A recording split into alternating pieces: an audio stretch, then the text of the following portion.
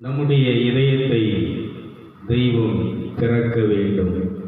நம்முடைய அகக்கண்களை திறந்து நம்முடைய இருள் அடைந்த வாழ்க்கையை ஒளிமயமாக மாற்ற வேண்டும். அந்த நீதியின் சூரியன் காலை கதிரவன்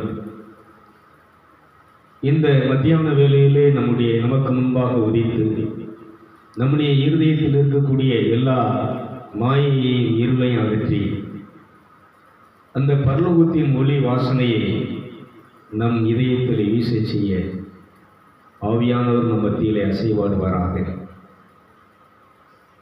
எங்களை நேசிக்கிற அன்பின் பரலோக பிதாவே, நல்ல தகப்பனே, இந்த மத்தியான வேலைக்காக நன்றி சொல்கிறோம் அப்பா. இந்த நல்ல வேலைக்காக, நேரத்திற்காக நன்றி. இந்த நல்ல நாளுக்காக நன்றி. இந்த ஓய்வு நாள் ஆராதனைக்காக நாங்கள் உமக்கு நன்றி சொல்லுகிறோம். தெய்வமே, உமது பாதத்திலே இதோ நாங்கள் வந்து அமர்ந்திருக்கிறோம். நீர் எங்களோடு பேசுவீராக. உலகமெங்கும் உம்மை தொழுது கொள்ளுகிற, ஆராதிக்கின்ற உம்முடைய மக்களுடைய அகக்கண்களை திறந்து பரலோக தகப்பனாகிய உமக்கு முன்பாக வந்து மண்டியிட்டு தலைக்கு மேல் கரங்களை கூப்பி தலை வணங்கி ஒரு முப்பர் விழுந்து படைத்த உம்மை, எங்களை சிருஷ்டித்த உம்மை, விண்ணுலகத்தையும் மண்ணுலகத்தையும் படைத்து சிருஷ்டித்து ஆளுகை செய்கிற அரசே, உமக்கு கொடுக்க வேண்டிய மதிப்பை, உமக்கு கொடுக்க வேண்டிய அன்பை, உமக்கு கொடுக்க வேண்டிய வணக்கத்தை, தொழுகையை, ஆராதனையை இந்த உலகமெங்கும் இருக்கிற மனித இனம் உமக்கு செலுத்த தவறிவிட்டது. அதற்காக நாங்கள் மனஸ்தாபப்படுகிறோம், வெட்கப்படுகிறோம் அப்பா. இப்பொழுது இந்த நிகழ்ச்சியை பார்க்கிற இந்த செய்தியானது அனைவருடைய அகக்கண்களையும் திறக்கட்டும், இருதயத்தையும் திறப்பதாக. ஒருவனும் பூட்டக்கூடாத திறந்த வாசலை எங்களுக்கு முன்பாக வைத்திருக்கிறேன் என்று சொன்ன தெய்வமே, எல்லோருடைய அகக்கண்களை நீர் திறந்து படைத்த உமக்கு முன்பாக மண்டியிடவும் முகங்குப்பர் விழுந்து உம்மை தொழுது கொள்ளவும் ஆவியானவர் நீர் வழி நடத்துவீரார். ஆராதனைக்கு வந்திருக்கின்ற, தொழுகைக்கு வந்திருக்கின்ற ஒரு பிள்ளைகளையும் குடும்பங்களையும் கரத்தில் ஒப்படைக்கிறேன். தொழுகை ஒரு மனிதனுடைய முழு விடுதலை கொடுக்கிறது. ஒரு மனிதனுக்கு பரலோக வாழ்வை கொடுக்கிறது. உம்மை தொழுது கொள்கிறவன் முத்தி அடைகிறான், மீட்படைகிறான். அப்படி என்றால் முழுவதும் இந்த உலக பிடியிலிருந்து, பசாசின் பிடியிலிருந்து, இந்த உலக மாயையின் பிடியிலிருந்து விடுவிக்கப்படுகிறான் அப்பா. ஆனால் இன்னைக்கு ஆலயங்களுக்கு செல்லுகிற, கோயில்களுக்கு செல்லுகிற, புண்ணிய ஸ்தலங்களுக்கு செல்லுகிற அத்தனை பேரும் கட்டப்பட்டவர்களாக, அத்தனை பேரும் கண்ணீர் கவலையோடு கஷ்டங்களோடு அப்படியே போய் அப்படியே திரும்பி வருகிறார். தெய்வமே, இதை நீ பார்க்கிறேன். இந்த நிகழ்ச்சியானது எல்லோருடைய கண்களையும் திறக்கட்டும், எல்லோருக்கும் அந்த முத்தி அளிக்கட்டும், மீட்பளிக்கட்டும்.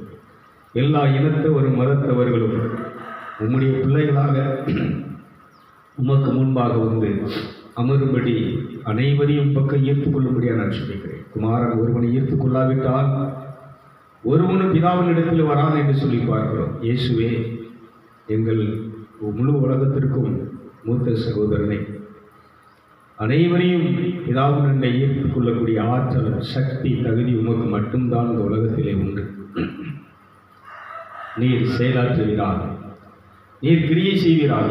உலகமெங்கும் இருக்க அனைவரையும், பிசாசின் பிடியில் இருக்கக்கூடிய அனைவரையும், பாவத்தின் பிடியில் இருக்கக்கூடிய அனைவரையும், உலக மாயின் பிடியிலே சிக்கி இருக்கிற அனைவரையும் நீர் ஈர்த்துக் கொள்வீராக.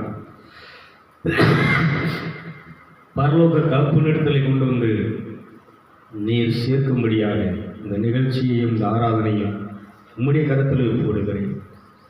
ஆவியான ஒரு செயலாற்றும், நீர் கிரியை செய்யும், வழிநடத்தும். இயேசுவின் நாமத்தில் ஜெபிக்கிற நல்ல பிதாவே, ஆமென். சொன்ன இந்த நாள் இந்த மெசேஜ் என்பது, செய்தி என்பது கொஞ்சம் பிரச்சனைக்குரியது, கிரிட்டிக்கலாக. தலைப்பு என்னன்னு சொன்னால், மத வழிபாடுகள் நடக்கிறது, ஆனால் கடவுள் வழிபாடு, தெய்வ வழிபாடு நிச்சயமில்லை, நடக்கவில்லை. கொஞ்ச நாளைக்கு முன்னாடி ஒரு வீடியோ போட்டிருந்தேன். அதாவது மனம் திரும்புதல் நடக்கவில்லை, மதம் மாறுதல் நடந்து கொண்டிருக்கிறது. இதை யூடியூப்ல இருந்து அவங்க எனக்கு மெயில் அனுப்பியிருந்தாங்க. Top video. இதுக்கு மட்டும் 3800 சில்லற பேர் என்ன செஞ்சுருக்கிறாங்கன்னா அதில் வேவ்ஸ் பார்த்துருக்காங்க. 1000 சில்லற பேர் என்ன செஞ்சுருக்கிறாங்கன்னு சொன்னால் அதை ஷேர் பண்ணியிருக்கிறாங்க, மற்றவங்களுக்கு என்ன செஞ்சுருக்காங்க, அனுப்பியிருக்கிறாங்க. இப்படி அந்த டீட்டெயில்ஸ் பூரா போட்டு அந்த வீடியோவை எடுத்து போட்டு இன்னும் உங்களுடைய இந்த யூடியூப் எங்களுடைய இதில் உங்களுடைய ப்ரோக்ராம் சிறப்பாக என்ன செய்யட்டும், செயல்படட்டும் அப்படின்னு சொல்லி இந்த வாழ்க்கை அனுப்பியிருந்தான். அப்புறம் அந்த பார்த்துட்டு இருக்கும்போது தான் இன்னொரு எனக்கு வந்துச்சு உள்ளுக்குள்ளே இருந்து. அதாவது கடவுள் வழிபாடு நடக்கவில்லை, மத வழிபாடு நடந்து கொண்டிருக்குது. இந்த தலைப்பே ஒரு பிரச்சனையாக இருக்கும். எல்லாரும் கேட்கலாம், எல்லோரும் கோயிலுக்கு போகிறாங்க, அழகாக அடிச்சுறாங்க, ஆராதனைக்கு போகிறாங்க, சாமி கும்பிட்றாங்க, கிடாய் வெட்டுறாங்க, பொங்க வைக்கிறாங்க, திருவிழா கொண்டாடுறாங்க, எவ்வளவு செலவு பண்ணுறாங்க தெரியுமா? எவ்வளவு பெரிய பக்தியாக எல்லா விஷயமும் நடந்துட்டு இருக்கு. ஆனால் அதெல்லாம் சொல்கிறாங்க, இந்த தலைப்புங்கிறதே ஒரு பிரச்சனைக்குரிய தலைப்பு. கடவுள் வழிபாடு நடக்கவில்லை, மத வழிபாடு நடந்து கொண்டு இருக்கிறது. இந்த கடவுள் வழிபாடுனா என்ன, மத வழிபாடுனா என்னங்கிறத இன்னைக்கு நம்ம என்ன செய்யணும் கொஞ்சம் தெரிஞ்சுக்கிட்டோம்னா, கடவுளை நம்ம எப்படி ஆராதிக்கிறது, அவர்கிட்ட வரும்போது எப்படி வர வேண்டும், எப்படி அவரிடத்துல வந்து நாம் என்ன செய்யணும்னு சொன்னால் அமர வேண்டும். முதலாவது கடவுளுங்கிறது இந்த பூமியிலே ராஜாக்களுக்கெல்லாம் ராஜாக்களுக்கெல்லாம் அவர் எப்படி இருக்கிறாருன்னு சொன்னால் ராஜாவாக இருக்கிறார். அனைத்து ராஜாக்களும் மன்னர்களும் மந்திரிகளும் விழுந்து வணங்க வேண்டிய, விழுந்து ஆராதிக்க வேண்டிய, தொழுது கொள்ள வேண்டிய ஒருவர் தான் யாருன்னு சொன்னால், நம்ம எல்லாம் படைத்து நம்ம எல்லாம் பாதுகாத்து உண்ண உணவும் உடுக்க உடை இருக்க இடம் தந்து நம்மளை இன்னைக்கு உயிரோடு நம்மளை பாதுகாத்து வைத்திருக்கிறார் என்று சொன்னால் அது அந்த பரலோகத்தவர்களுடைய அன்பும் கிருபையும் கைதட்டி நிச்சயம் நல்லா நடக்கும். அவரை வணங்குவதை விட்டுவிட்டோம், அவரை வழிபடுவதை விட்டுவிட்டோம். அவருக்குரிய வழிபாடு என்பது வேறு. ஆதியாகமம்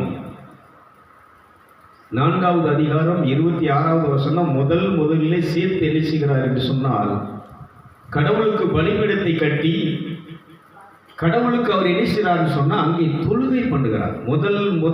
முதல் மனிதன் கடவுளை ஆராதிக்கின்ற ஆராதனை எப்படி ஆரம்பித்தார் என்பதை அங்கே வாசிக்கிறோம். வாசிக்க பார்ப்போம். சேத்துக்கு ஒரு குமாரன் பிறந்தான், அவனுக்கு ஏனோஸ் என்று பெயரிட்டான். அப்பொழுதுதான் மனிதர்கள் கடவுளுடைய நாமத்தை, நம்மை படைத்தவரை தொழுது கொள்ள ஆரம்பித்தார்கள். கைத்தட்டிகளமா நல்லா கரெக்ட் என்ன செய்ய ஆரம்பிச்சாங்க? தொழுது கொள்ள ஆரம்பிச்சாங்க. கொள்கைனா என்ன? அந்த பரலோக தகப்பனுக்கு முன்பாக கடவுளுங்கிறது அந்நியப்படுத்தி காட்டுறது. அதனாலதான் இயேசு சொன்னார், அவரை அப்பா என்று அழையுங்கள்.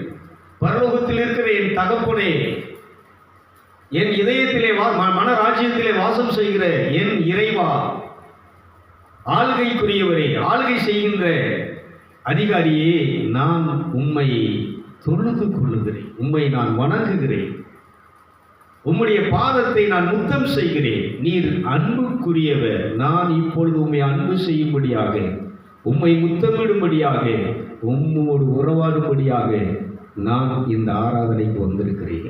இந்த ஆராதனை இன்னைக்கு என்ன செய்யலன்னு சொன்னா, அவருக்குரிய ஆராதனை என்ன செய்யலன்னு சொன்னா இன்னைக்கு நடக்கவில்லை.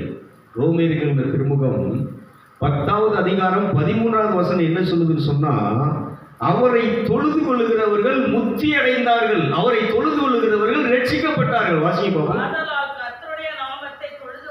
ஆதலால் கர்த்தருடைய நாமத்தை தொழுது கொள்ளுகிறவர்கள் எவனும் ரட்சிக்கப்படுவான். நல்லா கவனிச்சுக்கோங்க. இந்த உலகத்துல மனிதர்கள் ரட்சிக்கப்படுகிறதற்கு, முக்தி அடைகிறதற்கு இயேசு கிறிஸ்துவுடைய நாமமே அல்லாமல் வேறு ஒரு நாமம் இந்த உலகத்திலே வானத்தின் கீழெங்கும் பூமியின் மேலெங்கும் அருளப்படவில்லை. கேட்டுக்கலாமா? நல்ல கரெக்ட். அப்போ இன்னைக்கு கோயில்களில் நடக்கிறதெல்லாம் என்ன, ஆலயங்களில் நடக்கிறதெல்லாம் என்ன? சொல்லிட்டேன், தொழுகை என்பதுதான் படைத்தவருக்குரிய ஆராதனை. படைத்தவரை, நம்மளை சிருஷ்டித்தது, உலகத்தில் எல்லாத்தையும் சிருஷ்டித்தவரை இன்னைக்கு உலகத்தில் கும்பிட்டு இருக்கிறாங்களே அவதார புருஷர்கள், புனிதர்கள், மகான்கள், சித்தர்கள், இவங்களை எல்லாம் படைச்சி இவங்களுக்கெல்லாம் சக்தியை கொடுத்து, ஆற்றலை கொடுத்து, அறிவை கொடுத்து, ஞானத்தை கொடுத்து, ஆட்சி செய்யக்கூடிய அதிகாரத்தை கொடுத்து சகலத்தையும் வழிநடத்துகின்ற இந்த பரலோக தகப்பனை இந்த பூமியில் உள்ள அதான் சொல்ற சித்தர்கள், மகான்கள், ரிஷிகள், பரிசுத்தவான்கள் அவரை தொழுது வணங்கி, விவேகானந்தர் தான் சொல்றாரு, இந்த உலகத்திலே பல தெய்வங்கள் இருக்கலாம், பல தேவர்கள் இருக்கலாம், ஆனால் அதுல ஒருத்தராக என்ன செஞ்சிடாங்கன்னு சொன்னா இந்த இயேசுவை என்ன செஞ்சிடாங்க, நினைச்சிடாதீங்க. ஏன்னா அந்த பரலோக தகப்பன் நம்மளோடு உறவு கொள்ளும்படியாக, நம்ம இதயத்திலே வாசம் செய்யும்படியாக அவர் இந்த பூமியிலே மனு அவதாரம் எடுத்தார். அந்த மனு அவதாரம் தான் இயேசு கிறிஸ்து. கைதிகளோ நல்லா இருங்க. அதனாலதான் கர்த்தராகிய இயேசு கிறிஸ்துவின் நாமத்தை தொழுது கொள்கிறவன் எவனோ அவன் என்ன செய்யப்படுகிறான், ரட்சிக்கப்படுகிறான். அப்போ பரலோகத்தில் என்ன நடக்கும்னு சொன்னால் திரளான கூட்டங்கள். இது ஒரு சில வருடங்களுக்கு முன்பாக, கிட்டத்தட்ட ஒரு 15 வருஷத்துக்கு முன்னாடி இருக்கும், நான் தியானத்தில் உட்கார்ந்துருக்கும் போது நான் நினைச்சேன்னா அந்த பரவச நிலைக்குள்ளே, மெய்மருந்த நிலைக்குள்ளே அந்த நிலையில் ஆகும்போது என்ன நடக்கும்னு சொன்னால் எனக்கு அந்த காட்சி காட்டப்படுகிறது. என்ன காட்சின்னு சொன்னால் திரளான சேனை கூட்டம் இருக்கு, கண்ணு கெட்டாத தூரம், ஒரே யூனிஃபார்ம். அந்த ட்ரெஸ்ஸு கலர் இந்த பூமியில் பார்க்க முடியாது, அப்படிப்பட்ட ஒரு கலர். அந்த உடம்புல அந்த ட்ரெஸ்ஸே அப்படியே இணைச்சதுன்னா மின்னுது. அந்த கூட்டத்தில் நானும் நிற்கிறேன், அதில் சிறகு வச்சவங்க இருக்கிறாங்க. அங்கே தொழுகை எப்படி நடக்குன்னு சொன்னால் அப்படி பரந்த மாணி தான் நடக்கும். பரந்த மாணி தான். ஏசாயா தீர்க்கதரிசி சொல்கிறார் 6ஆம் அதிகாரத்தில், பரலோகத்திலே பரிசுத்தர் பரிசுத்தர் என்று தூதர்கள் எனிசன் 2 செட்டைகளை தன் முகத்தை மூடிக்கொண்டு 2 செட்டைகளால் தன்னை கொண்டு அவங்க எனிக்கிறாங்கன்னா அவரை தொழுது கொண்டார்கள். இதை பார்த்த உடனே ஐயோ நான் அதமானே, நான் பாவ நிலையில் உள்ள மனிதன், பாவ நிலையில் இருக்கக்கூடிய மனுஷனோடு நான் எனிச்சு வாழ்ந்து கொண்டு இருக்கிறேன், இந்த பரலோகத்தில் இப்படிப்பட்ட ஒரு தூய்மையான காட்சியை நான் பார்க்கிறேன்னு சொல்லி அவர் எனிச்சுவார். அப்போ அவங்க என்ன அந்த காட்சியில் என்ன பார்க்குறேன்னு சொன்னால் எல்லோரும் ஒரே போல வரிசையா, இந்த கீவு அப்படி இருக்கு, கொஞ்சம் கூட ஒரு நூல் மாறாமல் அப்படியே எரிச்சுறாங்கன்னா எல்லாரும் தொழுது கொள்றாங்க. அப்போ நான் எனக்கு ரெக்கை இல்லைன்னு சொல்கிறேன். அதாவது பக்கத்தில் உள்ளவர் சொல்கிறாரு, வாய் அசைப்பு கண் அசைப்பு தான், நீ இந்த கையை இப்படி அசை அப்படிங்கிறார், கை அசைக்கு இது எனக்கு ரெக்கையாக மாறுது. அப்படியே நானும் பறந்து எரிச்சுறேன்னா அந்த கூட்டத்தோடு தொழுது கொண்டு இருக்கு. இந்த காட்சி எதை காட்டுகிறதுன்னு சொன்னால் பரலோகத்திலே அனைவரும் இந்த சர்வ வல்லவரை தொழுது கொண்டிருக்கிறார். இயேசு இதைத்தான் சொன்னார், பரலோகத்தில் செய்யப்படுவது போல இந்த பூமியிலையும் செய்யப்படாது. பரலோகத்தில் என்ன செய்யப்பட்டு சொன்னால் தூதர்களும் பரிசுத்தவான்களும் மூப்பர்களும் அங்கே உள்ள நிறைய பெற்ற நீதிமான்களும் இன்னைக்கு கடவுளை என்ன செஞ்சுட்டு இருக்கிறாங்கன்னா ஒரே ஒரு வேலை தான் பண்ணிட்டு இருக்கிறாங்க, அவரை தொழுது கொண்டு இருக்கிறார்கள். தொழுகைதான் கடவுளுக்குரிய, படைத்தவருக்குரிய உயர்ந்த ஒரு வழிபாடு, ஆராதனை என்பதை நான் பல வீடியோவில் என்ன செஞ்சுட்டு இருக்கிறேன்னா இதை பேசிக்கிட்டே இருக்கிறேன். தொழுகை தொழுகை தொழுகை. ஏன்னா அவரை தொழுது கொள்கிறவர்கள் ரட்சிக்கப்படுகிறார்கள், முக்தி அடைகிறார். இதைத்தான் விவேகானந்தர் சொல்லுகிறார், இந்து மதத்தினுடைய ஒரு மிகப்பெரிய முக்கியமான தலைவர். அவர் என்ன சொல்றாருன்னா, மதம் நமக்கு முக்கியம் இல்லை, உண்மை முக்கியம், சத்தியம் முக்கியம். சத்தியத்தை அறிவீர்கள், சத்தியம் உங்களை விடுதலையாக்கும். கைதிட்டுகளை பார்ப்போம். கிறிஸ்தவங்க என்ன சொல்லுவாங்கன்னா, இவர் என்ன விவேகானந்தர் அவர் இவரெல்லாம் சொல்றாரு, சித்தர்கள் ரிஷிகள் இவங்களெல்லாம் சொல்றாரு, எதுக்கு இதை பேசுறாரு? நல்ல விஷயங்கள், சத்தியங்கள் எந்த மதத்தில் இருக்கக்கூடிய எந்த மனிதனிடத்திலும் வந்தாலும் அதை வரவேற்கிறதுக்கு, ஏற்றுக்கொள்வதற்கு, அதை பின்பற்றுவதற்கு தயாராக இருக்கிறேன். கைதுக்கிறோம். அதுதான் ஒரு ஆவிக்குரியவன், அதுதான் ஒரு ஆன்மீகவாதி. ஒரு ஆன்மீகவாதி என்கிறவன், ஆவிக்குரியவன் என்கிறவன், எங்கே சத்தியம் எங்கிருந்து வந்தாலும் சரி, நன்மையான எந்த ஈவும் பூர்ணமான எந்த கொடைகளும் பரலோகத்தில் இருந்து பிதாவின் இடத்தில் இறங்கி வருகிறது. கைதட்டி ஆண்டவரே விஷயம். நான் கேட்கிறேன், இந்த உலகத்தில் இருக்கக்கூடிய அத்தனை பேர்களும், இல்லை இந்தியாவில் இருக்கக்கூடிய அத்தனை பேர்களும் முதல்ல கிறிஸ்தவர்களாக இருந்தார்களா? கிடையாது. இந்து தேசம் தான். இந்து தேசம். இந்தியா என்பது ஒரு இந்து தேசம். இதை எஸ்தர் ஆகமத்தில் நீங்கள் என்ன சொன்னால் முதல்ல பார்க்க முடியும், இந்து தேசத்தில் அப்படின்னா. அதனால யாரும் பூர்வீக கிறிஸ்தவங்கிறதே கிடையாது, மதங்கிறதே கிடையாது, கிறிஸ்தவமும் கிடையாது, கிறிஸ்தவ மதங்கிறதும் கிடையாது. ஆனால் அங்கே என்ன நடக்குதுன்னு சொன்னால், இது மனிதர்கள் உருவாக்கி வச்சுட்டாங்க. அவனுடைய சுய லாபத்திற்காக, அவனுடைய ஆதாயத்திற்காக, அவனுடைய பிஸ்னஸ்க்காக என்ன செஞ்சுட்டாங்கன்னா அந்த மதத்தை என்ன செஞ்சு தான் உண்டாக்கி வச்சுட்டாங்க. அந்த கடவுள் என்ன செய்யலை. இப்போ நான் விஷயத்துக்கு வர்றேன். இப்போ இந்த உலகத்தில் நடக்கக்கூடிய வழிபாடுகள் எல்லாம் என்ன வழிபாடு நடக்குதுன்னா பிரபஞ்ச வழிபாடு. நிறைய இந்துக்கள் ரிஷிகள் சாமியார்களை பூரா எடுத்துக்கிட்டிங்கன்னா, இந்த சாமியார்கள் பூரா என்ன செய்கிறாங்கன்னு சொன்னால் பிரபஞ்ச வழிபாட்டை பற்றி பேசுகிறாங்க. காலையில் எழும்பி நீங்கள் அதிகாலையிலே பிரபஞ்ச ஆற்றலை, பிரபஞ்ச சக்தியை நீங்கள் என்ன செஞ்சு கூப்பிட்டீங்கன்னா, அழைச்சிங்கன்னா, வழிபட்டீங்கன்னு சொன்னால் பிரபஞ்ச ஆற்றல் உங்களுக்கு கிடைக்கும், பிரபஞ்ச உங்களுக்கு சக்தி உங்களுக்கு கிடைக்கும். 2 கொரிந்தியர் 4ஆம் அதிகாரத்தில் 4ஆம் வசனம் சொல்லுகிறது, இந்த பிரபஞ்சத்தின் தெய்வம் சாத்தான் நம்முடைய அறிவு கண்களை குருடாக்கி இந்த சுவிசேஷத்தினுடைய இந்த நற்செய்தியினுடைய மகிமையை அதை அறிய விடாதபடிக்க வெளிச்சிதான் இந்த அவிசுவாசியுடைய கண்களை குருடாக்கி விட்டான். அவசியம் பார்ப்போம். தேவனுடைய சாயலாய் இருக்கிற கிறிஸ்துவின் சாயலாய் இருக்கிற மகிமையான சுவிசேஷத்தினுடைய இந்த ஒளியை அவிசுவாசிகளாகிய அவர்களுக்கு பிரகாசமா இராதபடிக்கு. ஹலோ, நல்லா கவனிச்சுக்கோங்க. யாரு? இந்த பிரபஞ்சத்தின், இந்த மண் உலகத்தின் பிரபஞ்சத்தின் தேவனானவன் சாத்தான், விழுந்து போன தூதுவனானவன் அவருடைய மனதை குருடாக்கினான். நல்லா கவனிச்சுக்கோங்க. இந்த மனசு, இந்த அவிசுவாசிகள் தேவனை படைத்தவரை, பிதாவாகிய தேவனை வழிபடாத அத்தனைவருடைய கண்களில் குருடாக்கி என்ன செஞ்சிட்டான்னா, பிரபஞ்சத்தை வணங்கும்படி, படைப்பை வணங்கும்படி என்ன செஞ்சிட்டானா, அத்தனைவருடைய கண்களையும் குருடாக்கி அத்தனை பேர் என்ன செஞ்சிட்டானா பிரபஞ்சத்தை வழிபடுங்கன்னு சொல்லி என்ன செஞ்சிட்டான். இந்த சீக்கிரட், இந்த இவனுடைய தந்திரங்கள் இன்னைக்கு என்ன செய்யாதுன்னா மனிதர்களுக்கு புரியாது. அதனால எல்லாரும் பிரபஞ்ச ஆற்றல், பிரபஞ்ச சக்தி, எங்கள் யூடியூப்ல பாருங்க, அவ்வளவும் பிரபஞ்ச சக்தி, பிரபஞ்ச ஆற்றல்.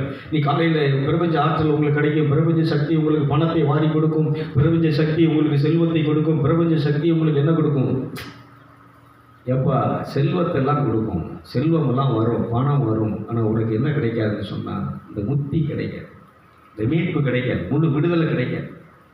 பணத்தை நீ வாங்கிடலாம், செல்வத்தை நீ வாங்கிடலாம், ஆனால் தெய்வத்தையோ, தெய்வத்தினுடைய அன்பையோ இதால் என்ன செய்ய முடியாது, அடைய முடியாது. கைதட்டி நிச்சயம். இன்னும் கத்தோலிக்கர்கள் எடுத்துக்கிட்டீங்கன்னு சொன்னால் புனிதர்களுடைய வழிபாடு. இந்த உலகத்தில் இந்த இயேசு கிறிஸ்துவனுடைய இரத்தத்தால் கழுவப்பட்டு நீதிமானாக்கப்பட்டு பரிசுத்த ஆவியின் அபிஷேகத்தை பெற்று வல்லமையை பெற்று வரங்களை பெற்று இந்த பூமியில் அற்புத அடையாளங்களோடு இயேசு கிறிஸ்துவை, இந்த சுவிசேஷத்தை, பிதாவாகிய தேவனை மட்டும்தான் நீங்கள் ஆராதிக்க வேண்டும் என்று சொல்லி அறிவித்த அந்த பரிசுத்தவான்களை வழிபடும்படியாக சாத்தான் என்ன செஞ்சுட்டான்னா எல்லா இடத்துலையும் இணைஞ்சிட்டான். அங்கே ஒரு பக்கம் வேளாங்கண்ணி, இங்கே ஒரு பக்கம் புள்ளிங்க அந்தோணியார், அங்கே ஒரு பக்கம் யார் செவஸ்தியார் தென்னூரில், இன்னும் பார்த்தீங்கன்னு சொன்னால் ஓரியில் பார்த்தீங்கன்னு சொன்னால் அந்தோணியார். இதெல்லாம் இவங்கெல்லாம் வணக்கத்துக்குரியவங்க, கணக்குக்குரியவங்க. கடவுளுடைய ஆற்றலை, சக்தியை பெற்று கடவுளை வழிபடுவதற்காக, தொழுது கொள்வதற்காக இந்த பூமியிலே தன்னுடைய ரத்தத்தை சிந்தியவர்கள். அவர்கள் கைதிட்டங்கள் பார்க்க முடியுது. அவங்களுடைய வாழ்க்கையில் ஒரு சின்ன துளி கூட நம்ம என்ன செய்யலன்னா வாழலை. அப்படியேப்பட்ட பரிசுத்தவான்கள். ஆனால் என்னென்னா அவங்கள் வணக்கத்துக்குரியவர்கள், ஆனால் வழிபாட்டுக்குரியவர்கள் அல்ல, தொழுகைக்குரியவர்கள், ஆராதனைக்குரியவர்கள் அல்ல. விளங்குறவங்க வழியிலே சொல்லுங்களேன், நல்ல சத்தமாக சொல்லுங்களேன். எனக்கு அந்தோணியார்னு சொன்னால் இன்னும் ரொம்ப அவருடைய ரசிகன், அவரை ரொம்ப நேசிக்கக்கூடியவங்க.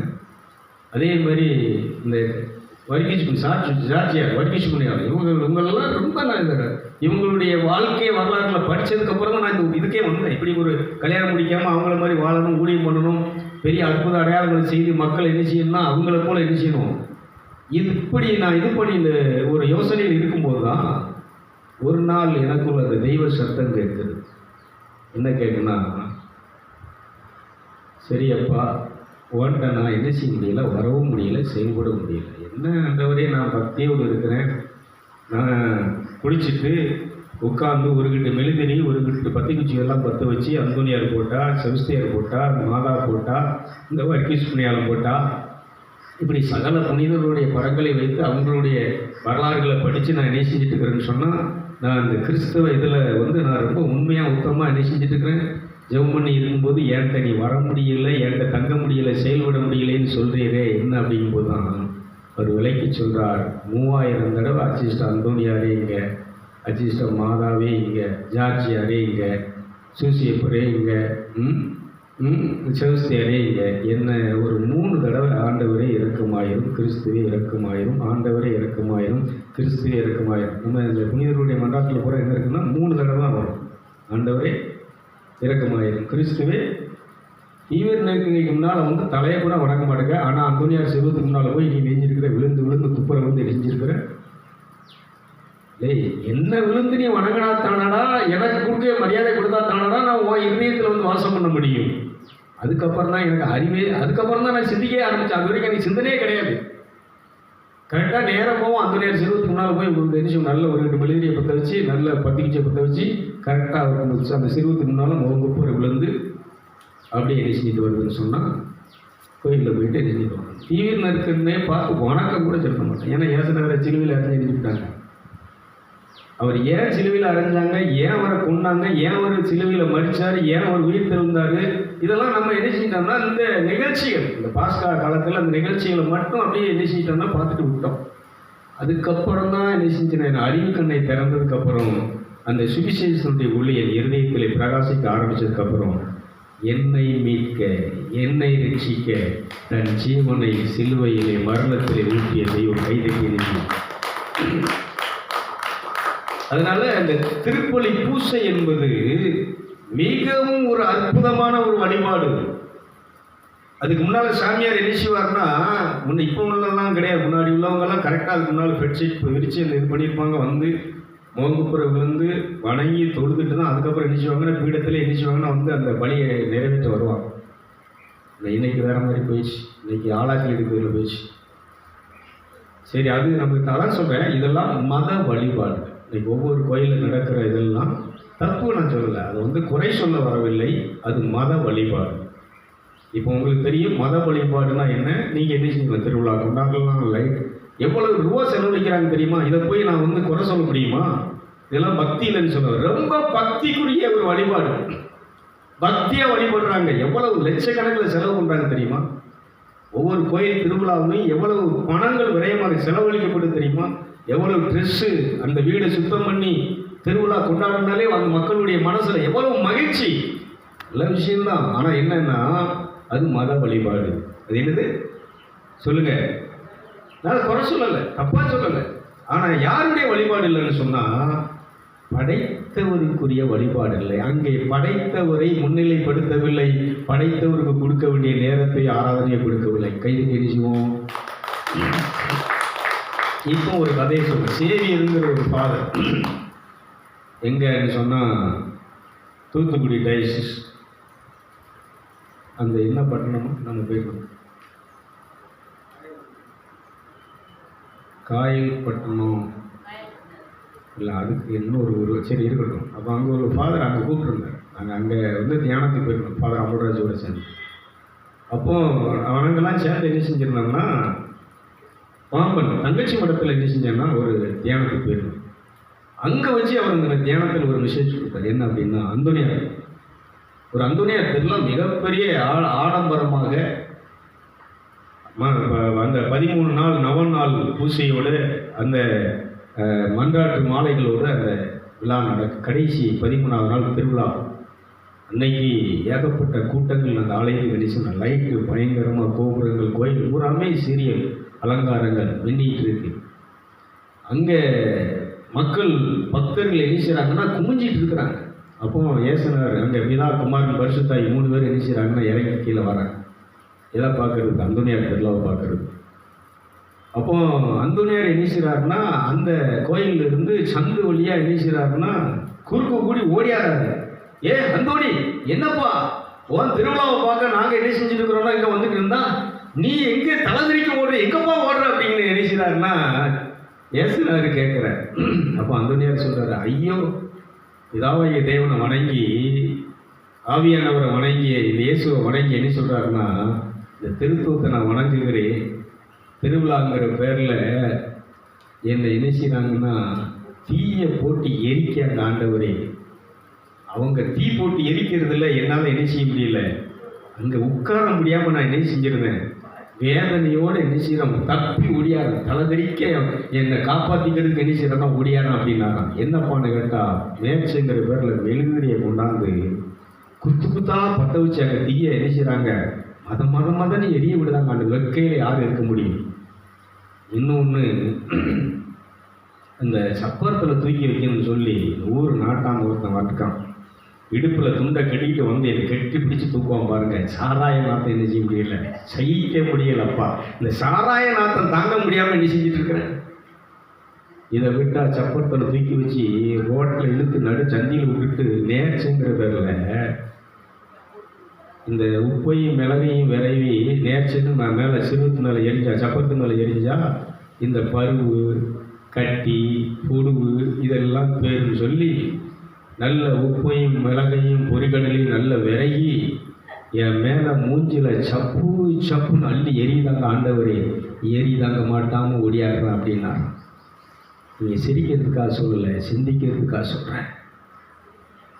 ஏன்னா அதான் எதுக்கு சொல்ல வரேன்னா, இது மத வழிபாடு. என்னது சொல்லுங்கள், இப்போ உங்களுக்கு புரியுதா என்னடா மத வழி?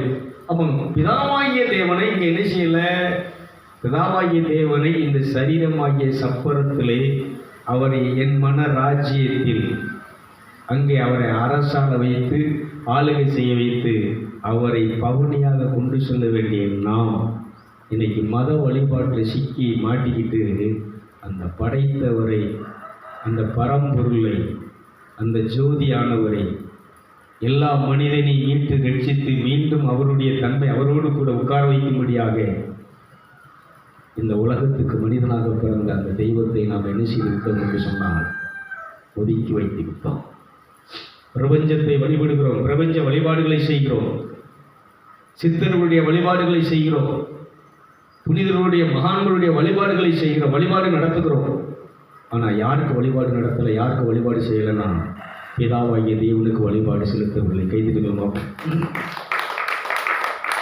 எத்தனையோ திருத்தலங்கள் இருக்கிறது, இந்த பரிசுத்தாவிக்கு திருத்தலம் இருக்குது. அதனால தான் பார்த்தேன் எல்லா இடத்துலையும் அந்தோனியார் திருத்தலம், மாதா திருத்தலம், செல்ஸ்தியார் திருத்தலம், இன்னும் நிறைய பரிசுத்தவான்களுடைய திருத்தலங்கள் இருக்கிறது.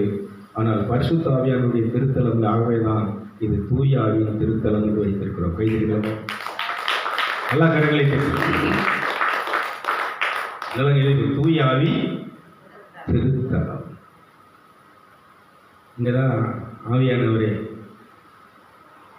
பரலோக பிதாவே, இயேசுவே, திருத்துவமே, நீங்கள் இங்கே இருந்து உங்கள் வேலையை செய்வதற்கு இந்த இடத்தையும் இந்த ஆவி ஆன்மா உடலை உமக்கு நான் என்ன செய்கிறேன், அர்ப்பணிக்கிறேன்.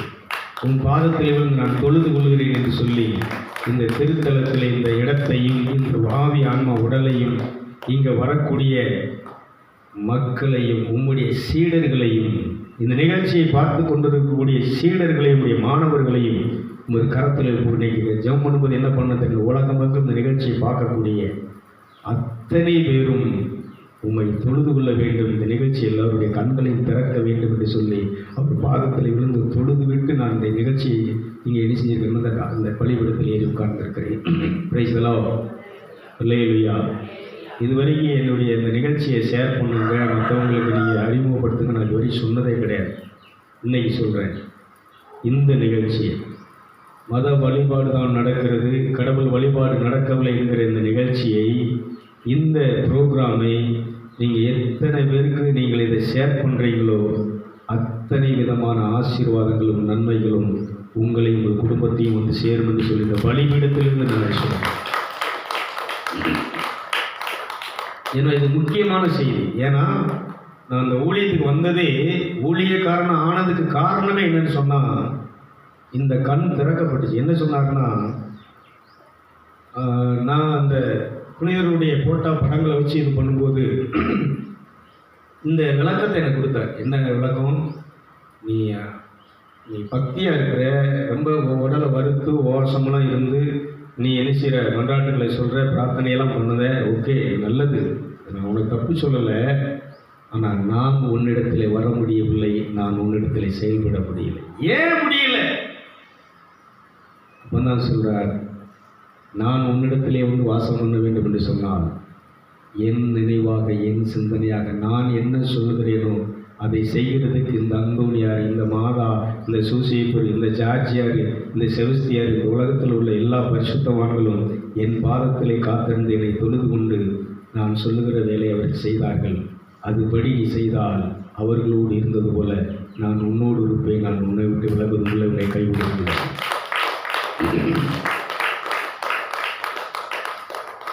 எரேமியா புஸ்தகத்தில் 33வது அதிகாரம் 3வது வசனம். இதான் பரலோக தோப்பனுடைய போன் நம்பர். 33:3 வாசிங்க பார்ப்போம்.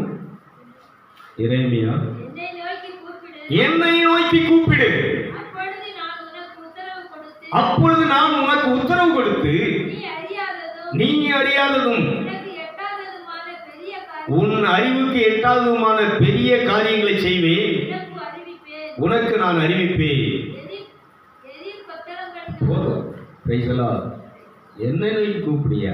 ஏன்ட்ட வாப்பா, நான் தான் உன்னை படைச்சேன், உன் தகப்பேன். இன்னொரு வசனம் சொல்ல, ஏசாயா தீர்க்கதரிசி புஸ்தகம் 46வது அதிகாரம் 4வது வசனம் சொல்லுகிறது, உன்னை படைத்த நான், உன்னை உண்டாக்கி சிருஷித்த நான், நானே உன்னை சுமப்பேன், நானே உன்னை தாங்குவேன், நானே உன்னை ஏந்துவேன், நானே உனக்கு சகலத்தையும் செய்வேன்.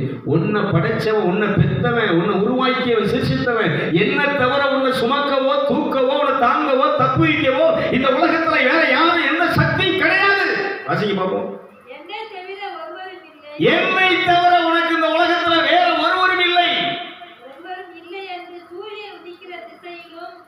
ஒருவன் இல்லை என்று சூரியன் உதிக்கிற திசையிலும் அது மறைகிற திசையிலும் அறியப்படும்படிக்கு நீ என்னை அறியாதிருந்தும் நான் உனக்கு இடைக்கட்டு கட்டினேன், நானே கர்த்தர், வேறொருவரும் இல்லை. எரேமியா, உங்கள் முதிர், இதான் ஒரு நிமிஷம் 6:4 வாசி, சொல்லி வாசி. உங்கள் முதிர் வயது வரைக்கும், நான் முதல்ல இருந்து வாசி, அந்த வசனம் 4. முதிர் வயது வரைக்கும் உங்களை அப்படி செய்வேன், நரை வயது வரைக்கும் நான் உங்களை தலை நரைக்கிறது வரைக்கும் நான் உன்னை தாங்குவேன். நான் அப்படி செய்து வந்தேன், இனிமேலும் நான் ஏந்துவேன், நான் சுமப்பேன், நான் தப்புவிப்பேன். யாருக்கு? யாருக்கு? என்னை சாயலும் சமானமாக்கி யாருக்கு நான் ஒப்பாகும்படிக்கு. என்ன ஒப்பிடுவீங்க? நீங்க யாருக்கு ஒப்பிடுவீங்க? எனக்கு எப்படி நீங்க ஒரு உருவத்தை உண்டாக்க முடியும்? எனக்கு எப்படி ஒரு சிறுவத்தை உண்டாக்க முடியும்? எனக்கு எப்படி இங்க ஒரு அடையாளத்தை நீ உண்டாக்க முடியும்? அப்ப கடவுள் என்ன கேட்கிறாருன்னா, நான் ஒரு தகப்படா, எனக்கு நீ உருவத்தை செய்ய முடியாது. நீ உருவத்தை செஞ்சு நீ உங்க உருவத்தில் வைக்கிற அளவுக்கு நான் யாரும் கிடையாது. கடவுள் அந்த உருவத்தில் இருக்கக்கூடிய கடவுள் கிடையாது. உன்னை உருவாக்கி, உன்னை வளைந்து, என் கையினாலே வளைந்து, ஒரு என் சாயலாக என் பாவனை தோற்றத்தின்படி உண்டாக்கி சிரிச்சித்த உனக்குள்ளே தான் நான் வாசம் பண்ணுகிறேன். உன்னை நான் சுமப்பேன், உன்னை நான் தப்புவிப்பேன், உன்னை தாங்குவேன், உன்னை ஏந்துவேன். நரை முடி வரைக்கும் நான் உன்னை தாங்கினேன், தப்புவித்தேன், சுமந்தேன், ஏந்தினேன். இன்னமும் நான் உன்னை தாங்கி உன்னை ஏந்தி நான் இருக்கும் இடத்துல உன்னை அமர பண்ணுவேன். அதான் தகப்பேன். உன்னை படைச்சவனை விட்டுட்டையே, படைச்சவனை ஓரம் கட்டி வச்சுட்டியே, படைச்சவனுக்கு கொடுக்க வேண்டிய வணக்கத்தை, ஆராதனையை, தொழுகையை நீ என்ன செய்யலையே, செலுத்தலையே. இன்னைக்கு மனுஷன் காலில் போய் விழுத. ஒரு விஷயத்த சொல்கிறேன், எந்த விஷயத்துக்காகவும் எந்த லாபத்துக்காகவும் எந்த மனுஷனுடைய காலில் விழுந்த, எவ்வளோ பெரிய மனுஷனாக இருந்தாலும் சரி, எந்த மனிதனுடைய காலில் விழுந்து வணங்குகிறது கடவுளுக்கு விரோதமான பாவம். நீங்கள் நிறைய பேர் சித்திக்கு காலில் உள்ள, பாட்டி காலில் உள்ள, தாத்தா காலில் உள்ள ஆசீர்வாதம் வாங்கிக்கிறோம். இந்த உலகத்தில் யோசேப்பு பார்வோன் ராஜா, அவன்தான் கடவுள். அந்த நாடே என்ன செஞ்சிருக்குன்னா பார்வோனை தான் விழுந்து வணங்கிட்டு இருக்கு. ஆனால் யோசேப்பு மட்டும் சொல்றாரு, நான் வணங்க மாட்டேன், என்னை படைத்த தெய்வத்தை மட்டும்தான் வணங்குவேன், அவருக்கு முன்னால் மட்டும்தான் நான் என் தலை குனிவேன், அவருக்கு முன்னால் மட்டும்தான் முகங்குப்பர் விழுந்து நான் அவரை வழிபடுவேன். உன் தலை தீருங்க, உயிர் தீரும். உயிர் போனாலும் பரவாயில்ல, தலை போனாலும் பரவாயில்ல, நான் சொல்றது சத்தியம். பார்வனை வணங்க மாட்டேன். பார்வன் கேட்கிறான், என்ன சொன்னேன்? வெட்டி உன்னை என்ன செஞ்சிருவேன், கூறு போட்டுருவேன். உனக்கு வணங்க மாட்டேயா? வணங்க மாட்டேன். நான் என் கடவுள் ஒருத்தரை மட்டும், என்னை படைத்த உன்னையும் என்னையும் படைத்த தெய்வத்தை மட்டும்தான் நான் என்ன செய்வேன், விழுந்து வணங்குவேன். அப்படின்னா என்ன நேரம் பாரு. நேரம் நிமிந்து பார்த்தா ராஜாவை என்ன செய்ய முடியாது, யாரும் நிமிந்து என்ன செய்ய முடியாது.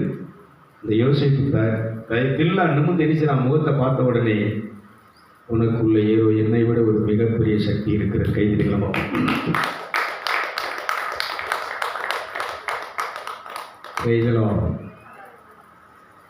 தானியேலாகமத்தில் பார்க்குற 3 வாலிபர்கள் ராஜா நினைச்சான், நேபுகாத்நேச்சர் நான் நட்டிய சிலையை என்ன செய்ய வேண்டும்.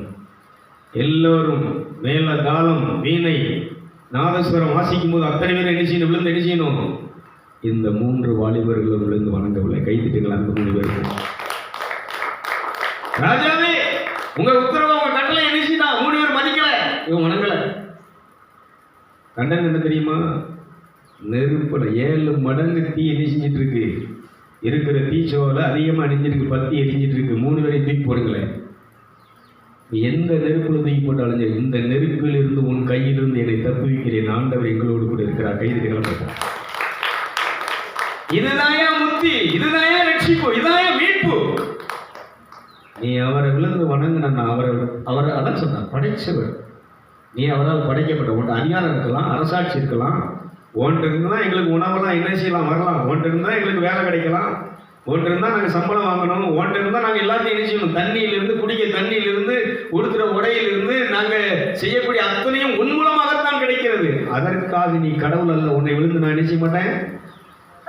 இந்த தில்லுங்க எத்தனை பேருக்கு இருக்கு, இந்த நிகழ்ச்சியை பார்க்குற எத்தனை பேருக்கு இருக்கு. சப்ப மேற்கு ஒரு அற்ப காரியத்திற்காக, ஒருவேளை பசிக்காக, ஒரு நேரம் ஒரு ட்ரெஸ்ஸு, ஏதோ ஒரு சின்ன சலுகைக்காக நீ இணை செஞ்சுட்டு இருக்கிற மனுஷ பயில விழுந்து வணங்கிட்டு இருக்கே. மனுஷனை விழுந்து வணங்கிட்டு இருக்கே.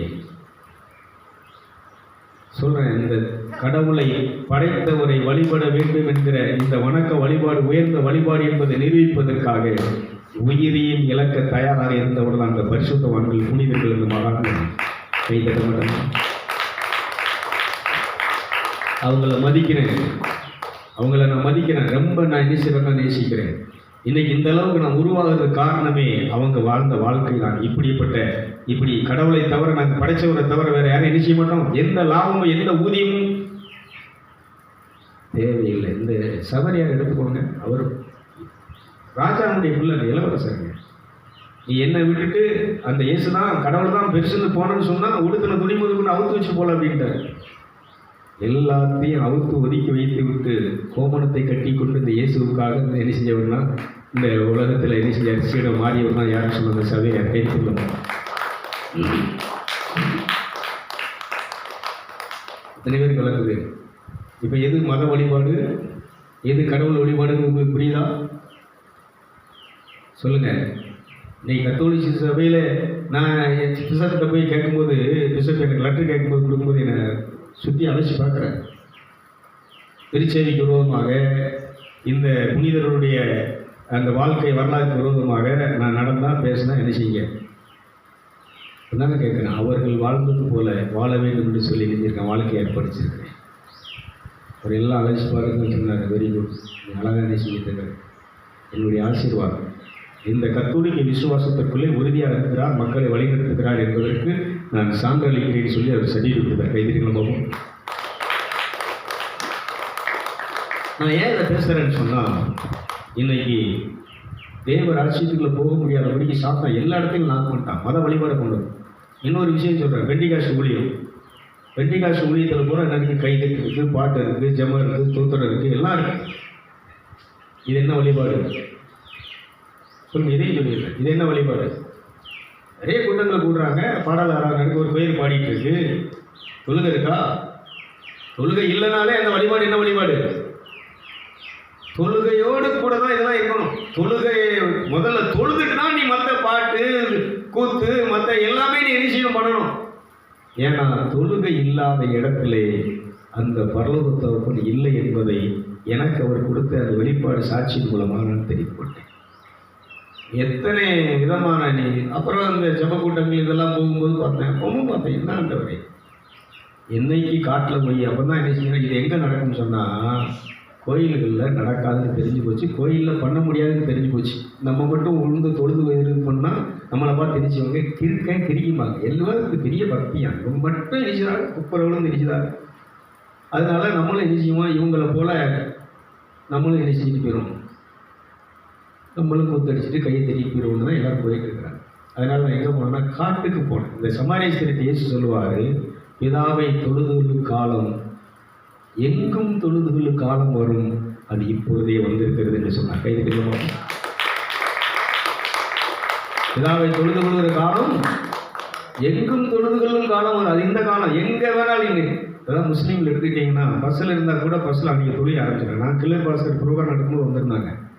கரெக்டாக அந்த டைம் வந்த உடனே அவருக்கு ஒரு ஒரு துண்டு எழுதி கொடுத்தாங்க, இப்பொழுது எங்கள் தொழுகையின் நேரம், இந்த நேரத்தில் இந்த ப்ரோக்ராம் கொஞ்சம் ஸ்டாப் பண்ணி இல்லைன்னா வேறு ஏதாவது டாபிக் பேசுங்க, நாங்கள் போய் தொழுதுட்டு வந்ததுக்கப்புறம் இந்த ப்ரோக்ராம் கண்டினியூ பண்ணுங்கள்.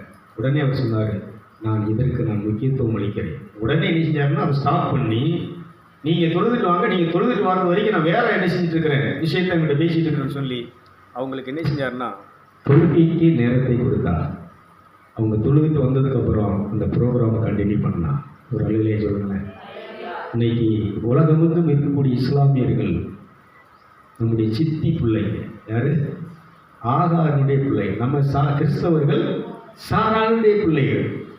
ஆபிரகாமுடைய மக்கள் தான் யாருன்னு சொன்னால் இந்த இஸ்லாமியர்கள்.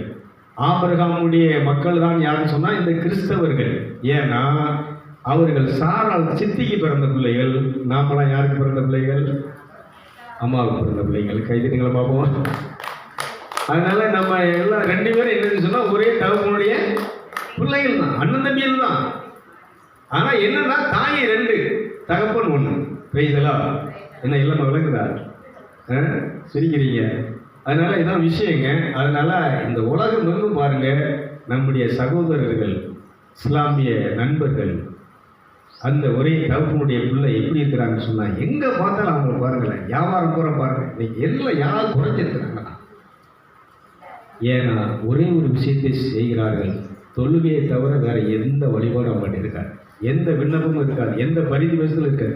தொழுகிற மனுஷன் விண்ணப்பம் பண்ண வேண்டிய அவசியமே இல்லைங்க. எனக்கு அதை செய்ய ஆண்டவர், இதை செய்ய ஆண்டவர், அதைத்தான் ஆண்டவர், இதைத்தான் ஆண்டவர், வீட்டைத்தான் ஆண்டவர், காட்டத்தான் ஆண்டவர், கூட்டத்தான் ஆண்டவர், இதெல்லாம் கேட்க வேண்டிய அவசியமே. தொழுகை செய்கிறவனுக்கு அத்தனை விஷயங்களையும் பரலோகம் என்ன செய்து கொண்டிருக்குன்னா உனக்கு ஏற்பாடு செய்து வைத்திருக்கிறது, உனக்கு அள்ளி கொடுத்து கொண்டிருக்கு. ஒருவனும் கூட்டக்கூடாது திறந்த வாசலை உனக்கு பரலோகம் திறந்து வைத்திருக்கிறது. தொழுகை செய்கிறவனுக்கு கடமைக்கு நீதிபதி அவர்களே, இந்த நிகழ்ச்சியை பார்த்து கொண்டு இருக்கிற நீங்கள் எனக்கு என்ன செய்யுங்கள், தீர்ப்பு சொல்லுங்க, கமாண்டில் சொல்லுங்கள். தப்புனா என்ன செய்யுங்க, அங்கேருந்து செருப்பை கலட்டி எறிங்க, ஏழை நீ என்ன தப்பாக போதிச்சுட்டு இருக்கன்னு சொல்லுங்கள். சரின்னா என்ன செய்யுங்க, கடவுளுக்கு முன்பாக மண்ணிட்டு தொழுது தனியாக, நான் காட்டில் போய் எப்படி தனியாக தொழுது அந்த கடவுளை நான் எனக்கு சொந்தமாக்கி கொண்டேனோ, உம்முடனே நான் இணைய என்னுடனே நீர் பிணைய, உம்முடனே நான் இணைய எம்முடனே நீர் பிணைய, வாழ்ந்திடும் வாழ்வுக்காய் ஸ்தோத்திரம். இயேசு மகராஜாவுக்கே ஸ்தோத்திரம். என் மனராஜ்யத்தில் என்றும் அரசாளுகின்ற, என் மனராஜ்யத்தில் என்றும் அரசாளுகின்ற ராஜாதி ராஜாவுக்கே ஸ்தோத்திரம். இயேசு மகராஜாவுக்கே ஸ்தோத்திரம். நித்திய ராஜா நிம்மலநாதா, நின் பாதம் பணிந்தேன் இவ்வேளை, நின் பாதம் தொழுதேன் இவ்வேளை.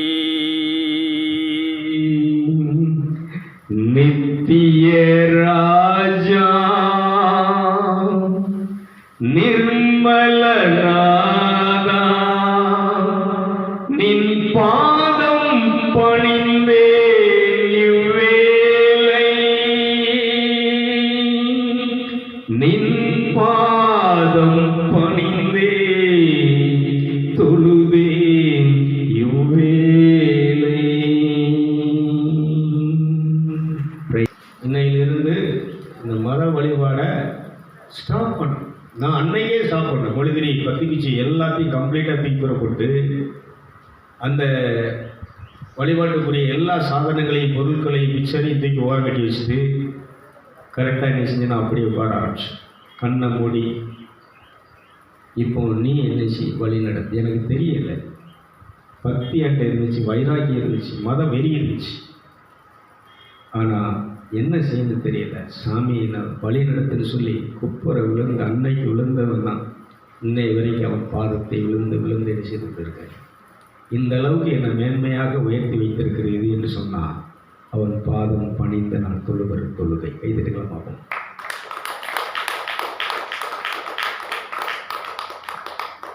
இனி அவன் எந்த அளவுக்கு என்ன அவர் என்ன அவனுங்கிற வார்த்தை என்ன செஞ்சதுன்னா டக்கு டக்குன்னு வந்துடுது. ஏன்னா இந்த பாட்டு இதெல்லாம் இந்த மத வழிபாட்டில் உள்ளது பூராமே என்ன செஞ்சிருந்தா நம்மளை தப்பான வழியில் திசைக்கு விட்டுரும். அதனால தான் ஸ்டாப் பண்ணிட்டு ஆண்டவர் பாதத்தில் உட்கார்ந்து அந்த தவமுடைய பாதத்தில் வந்து பாருங்க. எல்லா பெண்டிகாசுவான் பவுல் சொல்லுகிறான், மோசே சொல்லுகிறான், தாவீது சொல்லுகிறான். ஏன்னா இவங்க தம்பி பாருங்க, எவ்வளோ பெரிய மகான்கள்ங்க, எவ்வளோ பெரிய தியாகிகள்ங்க. மாதா சொல்றான், இந்த தாய் எவ்வளவு தியாகத்தை செய்த, வாலிபத்தை கடவுளுக்கு கொடுத்த தியாகிங்க. ரத்த கண்ணீர், ரத்த வேவசி, ரத்தத்தை சிந்தினவங்க. இந்த ராஜ்யம் பரவுவதற்காக, இந்த கடவுளை தொழுகை, இந்த தொழுகை நடக்கணுங்கிறதுக்காக, படைச்சவரை வழிபடணும், தொழுகை பண்ணணுங்கிறதுக்காக, இந்த மத வழிபாட்டில் இருக்கிறவங்களை மனமாற்ற வேண்டும் என்பதற்காக தன் ரத்தத்தை சிந்தியவர்கள். கைதட்டி நிச்சயம் அவங்களை உங்களுடைய ரத்தத்தை ரத்த சாட்சி, வேத சாட்சி. ஆனால் நீ சாந்தா என்ன பண்ணிட்டான்னா அவங்கள கும்பிடுறா, அவங்கள கடவுளாகி கொடுத்தான், அவங்கள வழிபடுது, அவங்கள கோயில் கட்டி நினைச்சி திருவிழா கொண்டாடு நினைச்சி அவங்க பேரில் நினைச்சி இந்த வழிபாடு பிரார்த்தனை நடக்கட்டும், ஆராதனை நடக்கணும் மாற்றி. தப்பு இல்லை, வணக்கம் செலுத்துறது தப்பு இல்லை, நினைக்கிறது தப்பு இல்லை, கோயில் கூட இருக்கலாம் தப்பு இல்லை. ஆனால் என்ன இருக்கக்கூடாது, கடவுளுக்கு கொடுக்க வேண்டிய வழிபாடு இந்த ஆர்ப்பாட்டத்தின் இது பூரா எதுக்கு எங்கே இருக்கிறாருன்னா இங்கே இருக்கிறார். இங்கே யாராத்தான் இந்த தீவிரம் இருக்கிறவே அந்த சிலுவையிலே பாடுபட்டு தொங்கி மறித்த. ஏன்னா நம்ம மீட்புக்காக இவங்கெல்லாம் ரத்த சிந்த தயாராக இருந்தாலும் அவங்க ரத்தத்துக்கு என்ன கிடையாதுன்னா பவர் கிடையாது. அன்னை மரியாளுடைய ரத்தத்திற்கோ, அந்தோனியாருடைய ரத்தத்திற்கோ, செபஸ்தியாருடைய ரத்தத்திற்கோ, இந்த ஜார்ஜியாருடைய ரத்தத்திற்கோ நம்மளுடைய பாவத்திலிருந்து மீட்கக்கூடிய, ரட்சிக்கக்கூடிய வல்லமை, ஆற்றல், சக்தி கிடையாது. அந்த ஒரே ஒருத்தருடைய ரத்தத்துக்கு மட்டும்தான் நம்ம கைதிகளமாகும். அதுதான் யோவானில் நினைக்கிறேன். யோவான்லேயே மக்களே வரும், 2ஆம் அதிகாரத்தில் வரும். அவர் ஒரு வீட்டில் பிரசங்கம் பண்ணிட்டு இருப்பார். கூரையை பிடிச்சி இறக்குவோம். இவன் பாவம் மன்னிக்கப்பட்டது எலும்பி நடந்து சொல்கிறதா, இவனை எப்படி குணமாக்குறதுன்னு அவர் பேசும்போது தான் எல்லாரும் முருங்குத்தாங்க. பாவத்தை மன்னிக்க கடவுள் ஒருத்தருக்கு மட்டும்தான் அதிகாரம் உண்டு, இவர் பாவத்தை மன்னிப்பது எப்படி மன்னிப்பார் அப்படின்னு எனக்கு சர்ச்சை எழுந்துச்சு. அப்போ தான் அவங்களுக்கு முன்னால் எழுச்சி, இவன் பாவம் மன்னிக்கப்பட்டது, அவனை பார்த்து எழுச்சி நடந்து எழுப்பி போ அப்படின்னாரு. அவன் எழுப்பி நடந்து போனான். கைதிட்டு பார்ப்போம். இதுல இருந்து என்ன தெரியுதுன்னா, இயேசுதான் கடவுள். உலகத்தை எல்லாம் படைத்து பரிபாலித்து இந்த உலகத்தினுடைய மீட்புக்காக, ரட்சிப்புக்காக இந்த உலகத்தில் பாடுபட்டு ரத்தம் சிந்தியது அந்த மெய்யான தெய்வம். ஒரே ஒரு ஒன்றான தேவனாகிய உண்மையும் நீர் அனுப்பின இயேசு கிறிஸ்துவையும் விசுவசிப்பதை நித்திய ஜீவன். கைதிட்டுங்களா? அதனால அவருடைய நாமத்தை தொழுது கொண்டு பூமியின் கீழெங்கும், வானத்தின் கீழெங்கும், பூமியின் மேலெங்கும் இந்த இயேசு கிறிஸ்துடைய நாமமே அல்லாமல் வேறொரு நாமம் நாம் ரட்சிக்கப்படுகிறதுக்கு, விடுவிக்கப்படுறதுக்கு, முக்தி அடைவதற்கு, நாம் மோட்சத்தில் பிதாவாகிய தேவனோடு போய் உட்காருவதற்கு வேறொரு நாமம் இல்லை இல்லை இல்லை இல்லை இல்லை என்று சொல்லி இந்த நிகழ்ச்சியை நிறைவு செய்கிறேன். இல்லையா? சத்தமாக